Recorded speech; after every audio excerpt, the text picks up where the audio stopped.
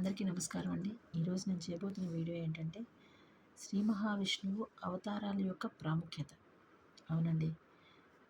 మొదటిది సత్యయుగం. ఈ సత్యయుగము నిజాన్ని తెలుసుకునే ప్రయత్నం అనమాట. అలాగే ఈ సత్యయుగంలో అందరూ ఆనందంగా, సంతోషంగా ఉంటారు.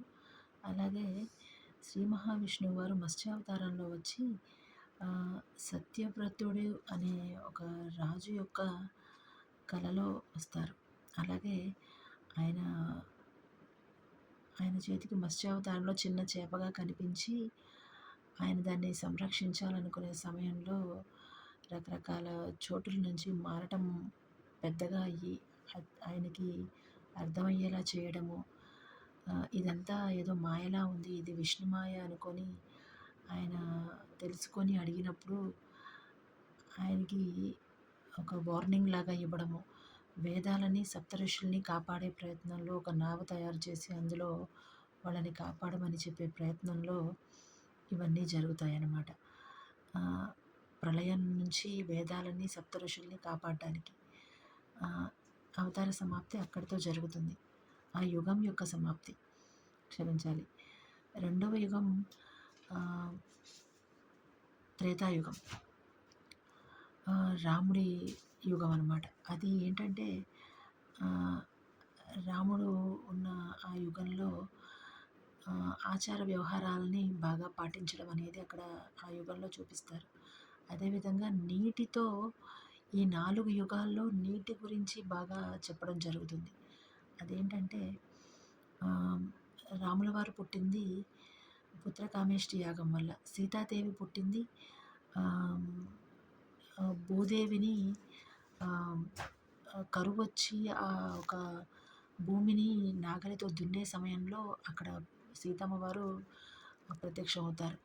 ఈ విధంగా ఆచారాలని ఎలా పాటించాలి అనేది ఈ యొక్క యుగంలో చూపిస్తారు. అలాగే సీతమ్మ వారిని కాపాడే సమయంలో కూడా నదీ తీరాల్లోనూ శ్రీరామచంద్రుడు శివలింగాన్ని పూజించడము, అవన్నీ శివలింగాన్ని ప్రతిష్ఠించి పూజించడము, ఇవన్నీ కూడా చూపిస్తారు. అలాగే నీటి మీద వంతెన కట్టడము, అలాగే సముద్రుడిని ప్రార్థించినప్పుడు ఆయన చోటిచ్చి దారిచ్చి సముద్రం ఆయనకు అలలు అడ్డు రాకుండా ఉండడానికి గాను హెల్ప్ చేయడము అలా చూపిస్తారనమాట. ద్వాపర యుగంలోకి వచ్చేసరికి శ్రీకృష్ణ పరమాత్ముడు, ఆయన ఈ యొక్క యుగం ఏంటంటే ఈ శ్రీకృష్ణ భగవానుడి యొక్క యుగంలో అంతా సాక్రిఫైస్ చేయడాన్ని చూపిస్తారు. ఎలా అంటే స్వామివారు పుట్టినప్పుడు యమునా నది దాటడము, ఇవన్నీ ఉంటాయి నీటిని గురించిన కనెక్షను. అలాగే దేవకి వసుదేవులు స్వామివారికి జన్మనిచ్చినప్పుడు వారు కారాగారంలో ఆయన్ని వేరే చోటకి పంపిస్తూ త్యాగం చేయడము, అలాగే రుక్మిణీదేవి సత్యభామకి వీళ్ళందరికీ స్వామివారిని ఇచ్చి అక్కడ త్యాగం చేస్తారు. అలాగే వకుళమాత దగ్గర వచ్చేసరికి ఆవిడ కూడా ఆయన కోసం ఎన్నో రోజులు, ఎన్నో సంవత్సరాలు ఎదురు చూసి అక్కడ త్యాగం అనేది చూపిస్తూ ఉంటారు. ఇంకా చెప్పాలంటే కుంతీదేవి కూడా కర్ణుడి విషయంలో త్యాగం జరుగుతుంది. ఇలా ఇక్కడ అన్ని చోట్ల త్యాగం అనేది కనిపిస్తూ ఉంటుందన్నమాట. ఇంకా చెప్పాలంటే అర్జునుడి కొడుకైన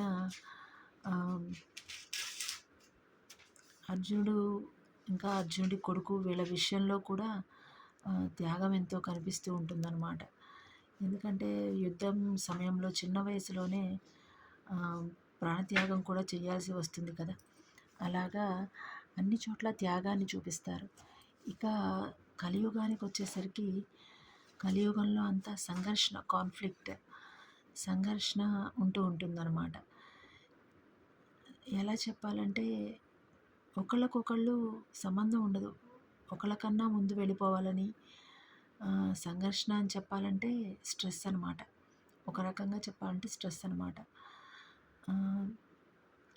ఒకళ్ళని మించి ఒకళ్ళు పెద్దవాళ్ళు అయిపోవాలని, లేదంటే ఒకళ్ళకన్నా ముందు వెళ్ళిపోవాలని, పోటీదారు తత్వము, ఇవన్నీ ఉంటాయన్నమాట. చిన్న పిల్లల దగ్గర నుంచి పెద్దవాళ్ళ వరకు ఇలాంటివన్నీ ఉంటాయి. ఇక్కడ కూడా నీటిని గురించిన ప్రస్తావన మనము చెప్పుకోవచ్చు. ఆహ్, అది ఎలా అంటే గజేంద్ర మోక్షం సమయంలో కూడా స్వామివారు అన్నీ వదిలేసి ఆహ్, వచ్చేస్తారు కదా! భక్తుడిని కాపాడడానికి. అలా కూడా కనెక్టివిటీ ఉంటుంది. అలాగే ఈ కలియుగంలో కూడా నీటికి సంబంధించిన విషయాలు ఎన్నో ఉన్నాయి. ఎలా అంటే ఫ్లడ్స్ వచ్చి అందరూ నశించడము ఇలాగ చూసుకోవచ్చనమాట. ఆహ్, ఇంకా చెప్పాలంటే ఈ కలియుగంలో ఇలాంటివి చాలా ఉంటాయి.